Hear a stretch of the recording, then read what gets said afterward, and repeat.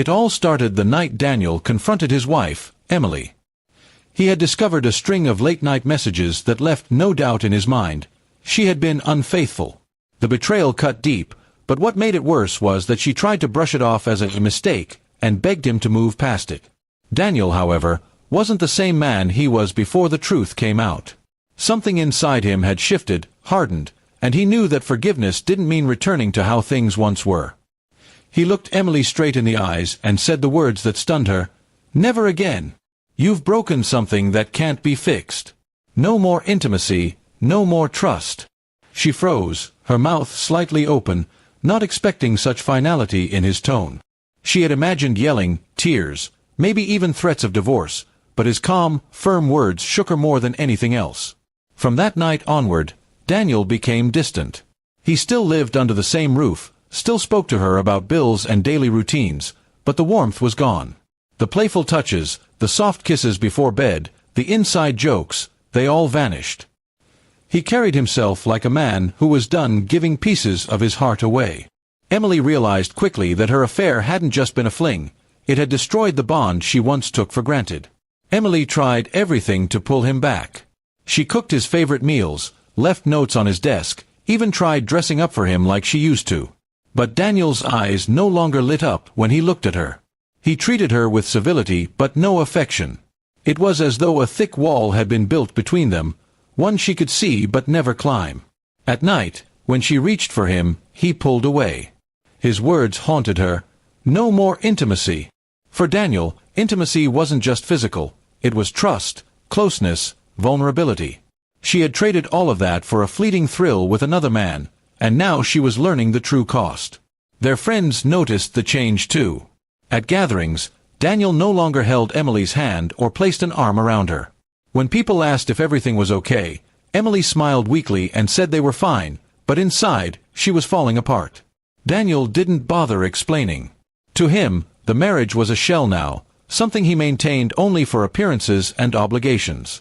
One evening, Emily broke down in front of him. She confessed again, begged again, promised she would never stray again. Tears streamed down her face as she clutched his hands.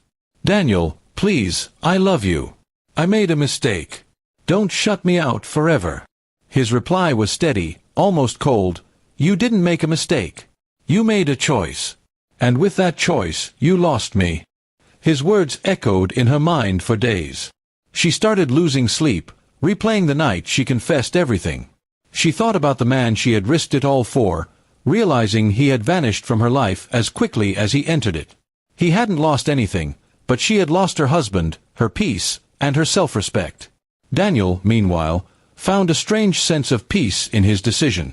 He no longer lived in denial or in pain. By setting his boundaries, he reclaimed control. He knew he might never love Emily again, at least not the way he once did, but he wasn't going to let her betrayal dictate his future happiness. The house grew colder with time. Meals together became silent, and laughter was a distant memory. Emily started realizing that what she had done could not be undone, and that apologies couldn't sew up the deep wound she had caused. She thought marriage was resilient enough to survive, but Daniel's ultimatum had shown her that some lines, once crossed, erased everything. Months passed, and friends asked why Daniel and Emily were still together if things were so broken. Daniel's answer was always the same: "We're not together the way you think. We just share a house." His honesty stunned people, but he no longer cared about appearances. To him, living authentically meant not pretending that love still existed where betrayal had burned it down. Emily lived each day with regret gnawing at her. She wished she could turn back time, wished she had valued Daniel's loyalty when she had it.